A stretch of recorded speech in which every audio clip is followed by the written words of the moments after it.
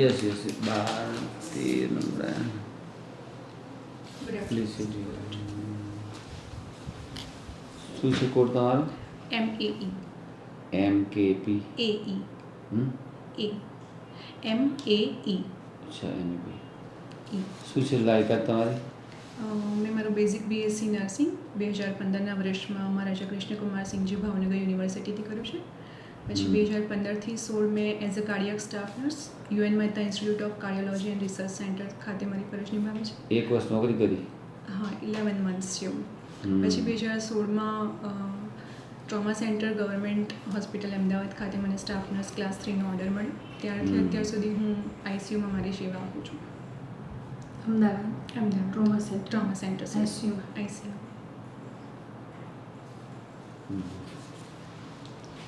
Trauma centre એટલે ત્યાં શું હોય, તમારી ફરજ શું કરે?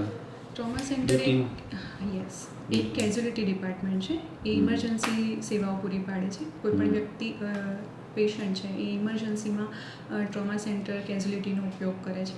એમાં ઇમરજન્સી એક્સિડન્ટ્સ છે, પછી કોઈ ક્રોનિક પેઇન છે જે સિવિયરલી સડન ઓનસેટમાં ઊભું થયું છે, કટ ઇન્જરીઝ છે, સ્ટેબ ઇન્જરીઝ છે, ફોલ ડાઉન હેમરેજીસની સિચ્યુએશન છે, એલ્ડરલી કાં તો પછી એ કોઈ સડન ઓનસેટથી કોઈ પણ વસ્તુ અરાઇઝ થઈ છે તો એ ટ્રોમા સેન્ટરમાં 24/7 યસ 24/7 એ કાર્યક્રમ. હું ICUમાં સર અપોઇન્ટ છું, but yes Anand we are there for our duties. Enjoy your duty. Yes sir. UN મહેતામાં જે એક વર્ષ કામ કર્યું એમાં શું કર્યું? સર એમાં પણ હું સર્જિકલ ICUમાં હતી એઝ અ સ્ટાફ નર્સ. CABGના અને જે થ્રોમ્બોસિસના એ બધા પેશન્ટ હોય છે એને અમે કેર આપતા હતા ત્યાં. એ ICU ડિપાર્ટમેન્ટ એટલે કમ્પ્લીટલી ડિપેન્ડન્ટ કેસમાં હોય એટલે એ રીતની સિચ્યુએશન. આજે પોસ્ટની તમે હવે ઇન્ટરવ્યૂ આવવાનું છે 10 તારીખે? 12 તારીખે છે સર. 12 તારીખે શેનું છે? નર્સિંગ સુપ્રિન્ટેન્ડન્ટની કોર્સ છે. એ વર્ગ 2ની છે? વર્ગ 2ની છે સર. તો વર્ગ 3માંથી તમે સીધા વર્ગ 2માં જતા રહેશો? Yes sir. જો આ પાછળનું કારણ શું છે? સર એમ કહેવાય કે અમારા જે નર્સિંગ ફિલ્ડની આ એક ટોપ મોસ્ટ ઓપોર્ચ્યુનિટી છે કે જે અટેમ્પ કરવાનો અમને મોકો મળે છે. અને આ જે પોસ્ટ છે અમને ડાયવર્સ રોલ પૂરા પાડે છે. સ્ટાફના જે પ્રશ્નો છે એનો ઉકેલ કરવા માટેની એક તક પૂરી પાડે છે. બીજું આપણે પેશન્ટના લગતા જે બધા changes as a staff nurse leader તરીકે બનીને ના લાવી શકીએ, આપણે લાર્જ કોમ્યુનિટીને ચેન્જ લાવીને કરી શકીએ. અને પેશન્ટને સારી સેવાઓ પૂરી પાડવામાં આપણા ડિસિઝન્સ મેટર કરતા હોય છે તો એ પણ આપણને એક તક મળે છે એના માટે. બહુ સારું જવાબ. તમે તો સ્ટાફ નર્સમાંથી ત્યાં પહોંચશો. Yes ma'am. તો પછી તમે તો નર્સિસના પ્રોબ્લેમ સોલ્વ કરી જ શકશો ને? Yes ma'am. કયા પ્રોબ્લેમો સોલ્વ હશે? તમારો એક્સપિરિયન્સ હશે? Yes ma'am. એમાં છે ને મેમ ડિફરન્ટ આસ્પેક્ટ્સ વિચારી શકાય. એ ક્લિનિકલ ક્વેશ્ચન્સ અરાઇઝ થતા હોય છે નર્સિસને, જેમ કે નર્સિસ એન્ડ ડૉક્ટર્સના રોલ છે, nurses and higher authority, nurses and the lower જે પણ છે ક્લાસ 4, બીજા જે સપોર્ટ સર્વિસીસ છે એના પણ ઘણા ઇસ્યુ હોય છે. તો એ એક તમારે એડ્રેસ કરવાના હોય છે. બીજું એમના લીવ રિલેટેડ, બીજું એમને અમુક મેટર્નિટીની એ રીતના હોય છે તો એમને કઈ જગ્યાએ પોસ્ટેડ કરવા, કેવી રીતે કરવા. નાનું બાળક છે તો પલ્મોનરી ડિપાર્ટમેન્ટમાં આપણે એમને થોડો ટાઈમ રિલેક્સેશન આપીએ એ રીતના નિર્ણયો છે. તો એ રીતે મેમ. પછી એલ્ડરલી છે ને કોઈ બીજા હેલ્થ ઇસ્યુઝ છે તો આપણે અમને થોડુંક કમ્ફર્ટ પ્રોવાઈડ થાય અને એમની એ રીતની સેવાઓ ત્યાં આપણને મળી રહે એ રીતનું મેનેજમેન્ટ કરી શકીએ. કયા ડિસ્ટ્રિક્ટમાંથી બિલોંગ? અમદાવાદ. અમદાવાદ જ? યસ. હવે તમને અમદાવાદ તો આવડી મોટી ઇન્સ્ટિટ્યૂટ છે, બરાબર? હવે તમે તો બધું જોયેલું જ હશે. અને તમને એથી એ જગ્યા છોડીને બી કંઈ અમદાવાદમાં નહીં મળી, બીજે મળી તો તમે શું કરશો? I will join ma'am. I will join. કોઈ બી જગ્યાએ? Yes sir. વલસાડ, દાહોદ, ભુજ. કેટલું થાય સ્કોર? માર્ક્સ સર મારા 155 છે. સારો સ્કોર. ઓપન છે? SCBC sir. તો વાંધો નહીં. Thank you.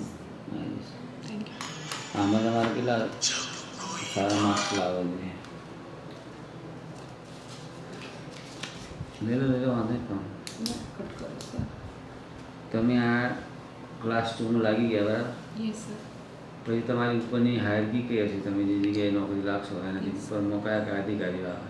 સર જો આપણે ઉપરથી જોઈએ તો આપણે હેલ્થ એન્ડ મિનિસ્ટ્રી આપણી છે એની જે કેબિનેટ અને પછી ACS આવે એની જે કમિશનર ઓફ હેલ્થ એની 4 શાખાઓ પડે છે. એમાં તબીબીમાં આપણી નર્સિંગ સેવાઓ, એના નીચે RDD આવે છે, એના નીચે આપણા મેડિકલ સુપ્રિન્ટેન્ડન્ટ જે આપણે સંસ્થામાં હોઈએ, પછી નર્સિંગ સુપ્રિન્ટેન્ડન્ટ, DNS, ANS, પછી NS નર્સિંગ સુપ્રિન્ટેન્ડન્ટ અને એની નીચે ઇન્ચાર્જ અને પછી છે એટલે સ્ટાફ નર્સ.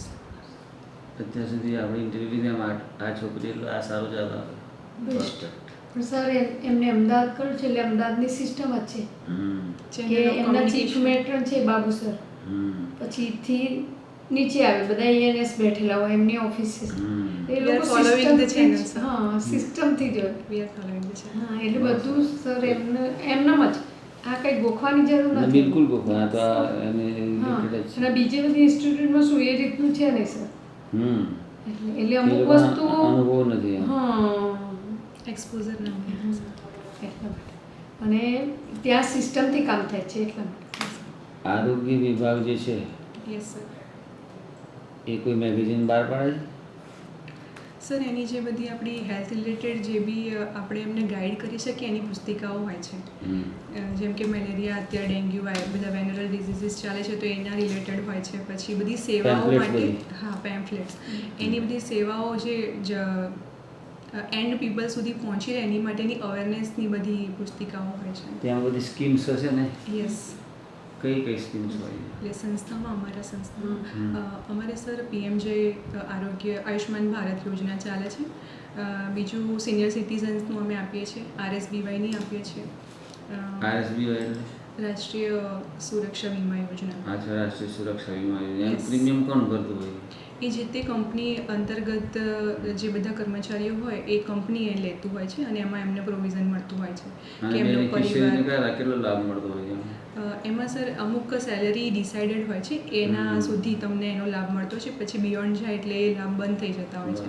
એમાં એમના ફેમિલી મેમ્બર્સ અને વ્યક્તિ પોતે કોઈ પણ ઇન્જરી થાય છે લેબર ડિપાર્ટમેન્ટમાં કે પછી એની કોઈ સ્વાસ્થ્ય તો એ આમ જનતા લાગુ પડતી હોય એવી સર્વદેશીય યુનિવર્સલ કોઈ સ્કીમ? આયુષ્માન ભારત PMJ યોજના જે સર અત્યારે આપણી જે સૌથી મોટામાં મોટી કહેવાય એ છે PMJ યોજના, કે એમાં 10 લાખનું કવર આપે છે અને એમાં બધી જ મોટી જે કિડની, હૃદય, એ બધી જ બધી જ સેવાઓ, રોગો બધા એમાં ઇન્ક્લુડ થઈ જાય છે. યુનિવર્સલ હેલ્થ કવરેજ એમાં આપણે જોઈએ કે નો વન લીવ બિહાઇન્ડ, કોઈને પાછળ નથી છોડવા, એનો મોટો છે.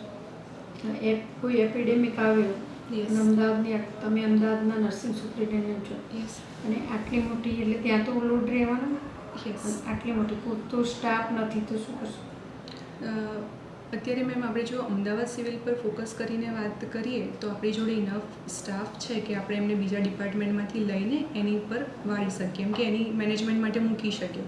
બટ જેમ કે આપણે કોવિડની જ વાત કરીએ તો એ વખતે પછી આપણે ડેપ્યુટેશન પર બીજી ઇન્સ્ટિટ્યૂટના સ્ટાફને હાયર કરતા હતા કે એમને રોટેશન આપતા હતા 1 વીકનું, પછી રિલેક્સેશન, એ રીતે રોટેશનલ સ્ટાફને બોલાવતા હતા અને એ રીતે આપણે સ્ટાફની જે સ્કાર્સિટી છે એને મેનેજ કરતા હતા. નાઇટમાં કોઈ સ્ટાફ બેસી પડે તો યસ, તમે શું? We are facing the situation ma'am. So એ સિચ્યુએશનમાં મેમ જે પણ હાજર છે એને આપણે યુઝમાં લઈશું. બીજું જેમ કે OTમાં સ્ટાફ છે અને OT નથી ચાલી રહી તો આપણે એમની હેલ્પ લઈ શકીશું. કોઈ ડિપાર્ટમેન્ટ જે લાઇટ છે કે જ્યાં સ્ટાફ પેશન્ટ ઓછા છે તો આપણે એમને મીન્સ થોડા અવર્સ માટે કે જ્યારે આપણે ટ્રોલી ફેરવવી છે કાં તો પછી ઇન્જેક્શન્સ આપવા છે તો એ એમનો યુઝ કરી શકીએ. BSc પછી તમે MSc કેમ ના કર્યું? Actually sir, at that time I got a government job